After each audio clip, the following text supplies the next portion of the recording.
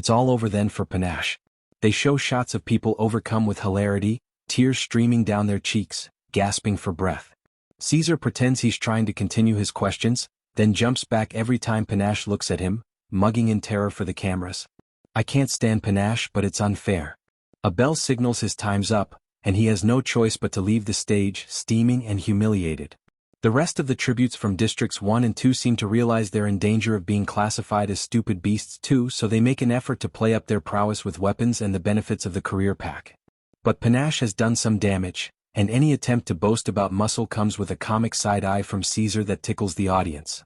I remember my pa saying, if you can get people to laugh at someone, it makes them look weak. He meant the heavies in the capital, but it seems to be true here as well. Up until this point, no mention has been made of the newcomers, but Dio kicks off the District 3 interviews with news of our alliance, generously laying out the entire team by name, every one of us, and touting our skills. Ampert follows with his whole theory of previous tributes being brainwashed, the disproportionate number of career wins, and how it will only take numbers to bring a different result. He doesn't even mention his own attributes, but he doesn't need to, because he's clearly so whip-smart that Caesar remarks on it with approval. In fact, all of District 3 comes off as brainy, collaborative, and composed in high contrast to the careers, and they get plenty of applause. District 4 came prepared to showcase their trident and netting skills, not to strategize about the newcomers. They fumble when confronted with Caesar's line of questioning. Those kids seem pretty bright, don't you think? What else do you think they have up their sleeves? What about their numbers? What plans have the careers discussed to counter the newcomers? By the first palate cleanser, the capital's buzzing about the newcomers. While the audience is treated to highlights of fashion through the games, District 5 calls an emergency meeting in the green room. As the sole remaining career district, this will be their alliance's last chance to present their case against the newcomers. The rest of the evening will belong to us. District 9, despite their commitment to the newcomers, tends to remain exclusive. Shy maybe, or just not very social. I go over to say hey, which also gives me an opportunity to covertly examine their sunflower tokens. I see the replicas have been approached just as seriously as Ampert's token. The little cracks in Kerna's flower look so convincing I worry they haven't actually replaced it. I don't want to go to the trouble of getting to that tank only to be caught trying to detonate a lump of salt flour dough. But either I trust BT or I don't. He's certainly going out on a limb trusting me. After the break, District 5 does their best to highlight our shortcomings. They focus on our size and dearth of training, but they lack a cohesive plan to eliminate us, probably because the smugness of careers made this seem unnecessary, and they end up contradicting each other. Will they stay in one pack or break up? Will they share food and water? Who is the leader of the careers and will they follow them? Basic questions clearly never discussed.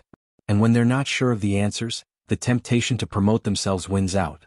I'm a little worried since my doves are next, swimming in chiffon ruffles, but once Welly steps up to Caesar's mic, it's pure newcomers for the rest of the night. Her diminutive size becomes secondary as she assuredly answers the same questions that tripped up District 5 without hesitation. We'll always be one pack as you call it, but we'll divide up as necessary to defeat the careers. Oh, we're going to share our provisions. It just makes sense. We don't have one leader as such. The newcomers are more committed to the alliance itself, which is better, because we will lose kids. But Ampert came up with the idea and brought us all together, and we've all sworn to follow his plan and protect one another to the end. I don't know, maybe Ampert left me out of the loop when it came to our interview strategy because he knew I'd be preoccupied with sabotage, but the newcomers have their ducks in a row. Nobody talks too much about themselves, they stress the power of the group and the advantages the newcomers will exploit in the arena. How small size can be a plus for climbing trees or hiding or needing less food, how being able to trust your teammates means you'll get better sleep so the careers won't be catching any ZZZs, and how brain power, which we have in spades, comes in handy for everything from strategy to building things to catching food. In the brief moments when they pitch their personal skills, it's about how they'll use them to help one another. Maybe we'll lose, but we're sure making a lot of people proud back home. Even with the interruption of the second palate cleanser, a terrifying review of the deadliest mutts in games history, the newcomers keep building our case, and before you know it, District 12 is up. As admirable as the newcomers may be, I think we've begun to wear on Caesar. Selflessness and quiet resolve don't really make for rollicking entertainment. So, after a quick confirmation of our newcomer commitment, he's more than ready to go with District 12 sauce. Caesar eggs on Maisali, who garners a lot of laughs when she machine guns the midsection of the front row for their poor taste. To a man dressed in a suit made of $100 bills, she says, "That's sweet. You wore all your friends tonight." To a lady with surgically implanted cat ears, "And is that purse for your flea powder?" Wyatt spouts off complicated odds that a game maker with a calculator confirms. When he correctly figures the amount of sponsored dollars it would take to send a tribute a stuffed pheasant 2 weeks into the games, given rising inflation of 38% a day, he genuinely blows Caesar away. "I wasn't so hot in arithmetic either," he exclaims. "I don't know if the odds are in your favor in the arena, Wyatt, but if you win, you and me are heading to the casino." Lulu's a sensation, wielding her snake, baring her teeth at the audience. As usual, she states her name and district, but then resorts to hissing at Caesar when he asks a question. When the audience snickers, she crouches down and holds out the snake, causing some people to jokingly recoil, and the bolder ones to stroke its sinewy body. She's winning them over until, for the first time this evening, perhaps inspired by her ferocity, Caesar asks, "Now, Luella, what will the newcomers do if they kill off all the careers? What will happen with you kids then?" As if on cue, the snake hisses in a woman's jewel-studded face and Lulu growls, "You'll murder us. You'll murder us." If the sight of this strange little girl wrapped in a snake amused them, her attack on the Capitol does not. Gasps and sounds of disapproval rise from the audience, but she persists. "You'll murder us. You'll murder us." Her pitch gets higher and higher and the effect is chilling. "You'll murder us." The facade of fun vanishes. She begins to crawl along the edge of the stage, singling out front-row ticket holders and shouting, "You! You! You! You!" Even Caesar's famous cool is blown as he dances after her, trying to recapture the magic. "Okay, Luella. Luella. It's unfortunate, but the games can only have one winner. Luella." She's certainly determined. "A little help here, please." Mid-accusation, Lulu falls silent. Her eyes roll upward and she collapses to the floorboards. "She's fainted from exertion, and not a moment too soon," exclaims Caesar. "I'm certain the game makers had a hand in it, probably drugging her through her pump." They let Wyatt return to carry her off stage as Caesar immediately segues into introducing me. "And now our final tribute of the evening, Haymitch Abernathy from District 12. I take my time crossing the stage because I don't think a guy with cocktail glasses on his vest would hurry." Caesar, in recovery mode, jumps right in. "So, Haymitch, what do you think of the games having 100% more competitors than usual? This is the first time they will hear me speak and I want to make a lasting impression. But suddenly I'm not thinking of great Uncle Silius. I'm thinking of Woodbine Chance, who should have been standing here in my place. He was always walking a line of trouble, but people liked him. Especially the girls. Too young to be considered a real danger yet, but certainly a rascal." I give a shrug and let a little of that Chance attitude slip in. "I don't see that it makes much difference. They'll still be 100% as stupid as usual, so I figure the odds will be roughly the same." An appreciative chuckle runs through the audience. I give them half a smile. "I'm speaking of the careers, of course." "Well, it isn't common knowledge, but I heard you've had some run-ins with one of the careers." "Panache, maybe?" Caesar asks. I come back with, "Heard you did too." Caesar laughs along with the audience. "Yeah, I'm not on good terms with any of the careers. But the newcomers are plenty smart and 100% safe with me." "Well, judging by your game maker's score, everybody's safe with you," observes Caesar, drawing an ooh from the audience. "I hear you got a 1 in training?" "Not so easy," I tell him. "I consider that one a badge of honor. I mean, I've got 31 sworn allies, this rock-hard body, and a brain 5 times smarter than any careers. Know what else I've got? Guts. Because clearly, I'm not afraid to piss off the game makers." I open my arms to the audience and pace along the front of the stage while they hoot in support. "Shoot a 10? 10? Anybody can get a 10. You have to be a special kind of trouble to get a 1, am I right?" Cheers of affirmation. I can tell some of you know just what I mean. I point out a man in the second row who wears a glass cube of live bees on his head. "This gentleman right here, for instance." He nods vigorously. "And you, darling?" I lean over the lady with the cat ears. She covers her face in gleeful embarrassment. "Sure, you been there." "So let's make a list of everyone you've pissed off," says Caesar. "There's Panache, and the other careers, and the game makers. That's just in the few days you've been in the Capitol. Anybody back home? Well, there's the peacekeepers." The audience quiets a bit. "They can get out of sorts if I don't deliver their white liquor on time." Shocked laughter. "Their white liquor?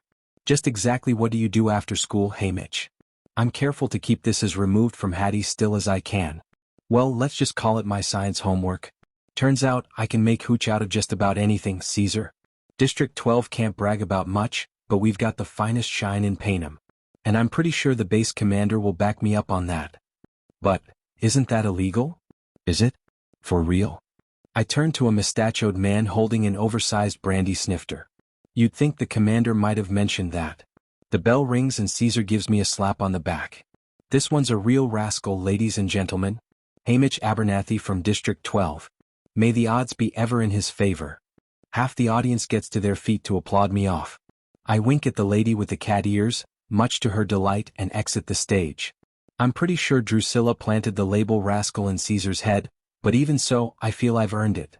Backstage, Mags and Wyrus await me. Mags gives me a hug, Wyrus a quick nod, saying only, "You've got some sponsors." I can hear Caesar wrapping things up for the evening as we rejoin the rest of the team and hurry down the halls to our exit. I think we must be headed back to the apartment, but when we reach our van, Plutarch's waiting. He addresses Drusilla. "Great job. You know, these kids never got a proper photo shoot. What say we swing by my place and get some high-quality pictures, maybe even a little footage? Be nice to have for cameos if they hang in there. And it might seem like you and I weren't doing our jobs without it." Drusilla considers this. "Just so long as Magno Stift is never mentioned." "Magno who?" says Plutarch, and Drusilla flounces off to her private car. Under her breath, Effie says, "Some marriages should never have happened." Drusilla and Magno were married? I ask in disbelief. "Still are, technically," says Plutarch. 30 years and counting. She says it's a tax thing, but who really knows? Shall we go? Mags and Wyrus weren't invited, but the rest of us land in Plutarch's library with Trajan Heavensby watching over us. Everybody almost looks at home in the trinkets wardrobe.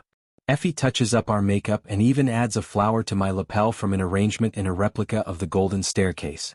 Plutarch suggests he take us off one at a time to the conservatory to practice for the video footage. District 12's gone from nobodies to a hot commodity among the more daring sponsors, he says brightly. That's a breakthrough. But let's try and get everybody to jump on that bandwagon. I go with him first, while Drusilla oversees Maiseli's photo shoot and Wyatt keeps an eye on Lulu, who stares in fascination at a candelabra while she cuddles her snake. We left the peacekeepers at the entrance, since Plutarch said his private security team would be sufficient, so we're as unguarded as on my earlier visit to the mansion. Plutarch seems in a hurry and I'm practically jogging to keep up with him. I was thinking, like you said, about people who think we're too risky and He cuts me off. "Listen, Haymitch, I know you don't like me and you certainly don't trust me, but you should know that, despite appearances, a desire for freedom is not limited to the districts. And your misfortune does not give you the right to assume so. I hope after tonight you'll consider this." I have no idea what he's talking about. What? The warm air of the conservatory hits my face. He crosses over to the Swan telephone, lifts the receiver and says, "Ready on this end." He listens for a moment more, then hands it to me. "Someone wants to talk to you." Then he walks a discreet distance away. Now I get it. President Snow. I overdid it in the interview and I'm about to hear about my gory demise. And Plutarch, who likes to think of himself as a decent guy, is upset about throwing me to the wolves again. Figures. With trepidation, I lift the receiver to my ear, brace myself, and manage to get out a "Yeah." "Haymitch? Is that really you?" The breathless voice, rough with recent tears, cuts right through to my heart. "Lenore Dove. Thanks for listening. Don't forget to subscribe so you won't miss the next chapter."